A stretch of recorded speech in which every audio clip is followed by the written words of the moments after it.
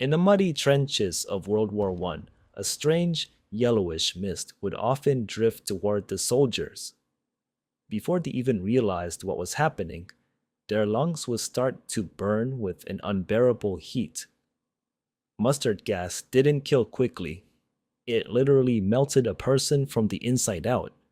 Men would claw at their throats, desperate for a single breath of clean air, but there was none.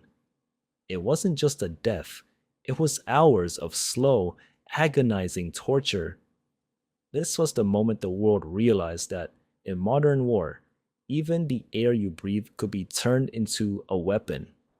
This mechanical cruelty reached a terrifying peak during World War II.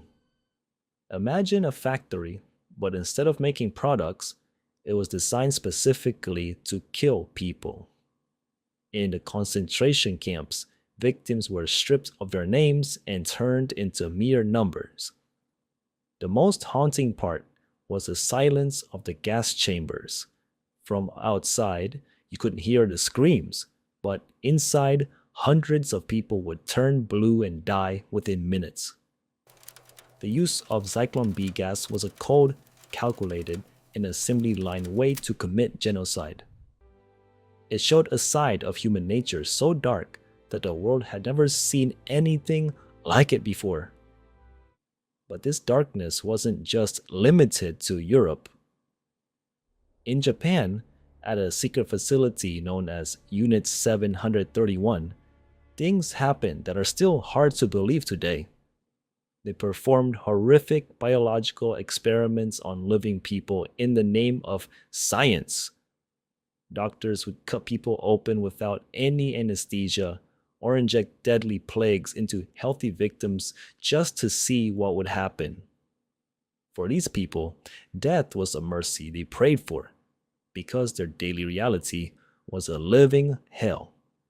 The guards didn't even call them humans, they called them marhuta, or wooden logs, treating them like disposable supplies. They had no names, no rights, and no way to say goodbye. While cities were being turned to ash by firebombs, the reality for regular families was unthinkable. In 1945, during the firebombing of Tokyo, the chemical fires were so intense that the asphalt on the streets actually turned into liquid. Terrified people jumped into canals to escape the flames, but the water was literally boiling from the heat. Thousands were cooked alive in those waters. Then came Hiroshima and Nagasaki, which revealed the most terrifying power of science. In a split second, a heat hotter than the sun vaporized hundreds of thousands of people. Some people simply vanished, leaving behind nothing but a dark shadow scorched onto the stone where they once stood. Those who didn't die instantly had to spend years watching their own skin and hair fall off due to radiation sickness. Finally, there is the story of the 900-day siege of Leningrad. There, the main killer wasn't bullets, it was the silent combination of starvation and the freezing cold. To stay alive, people were forced to abandon every bit of their humanity.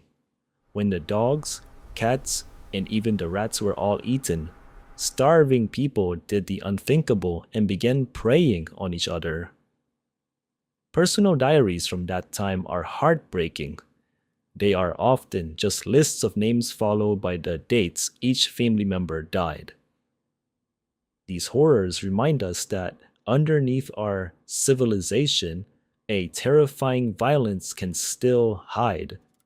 These deaths are a warning that hatred never leads to peace. History doesn't just tell us what happened in the past, it serves as a warning for the future.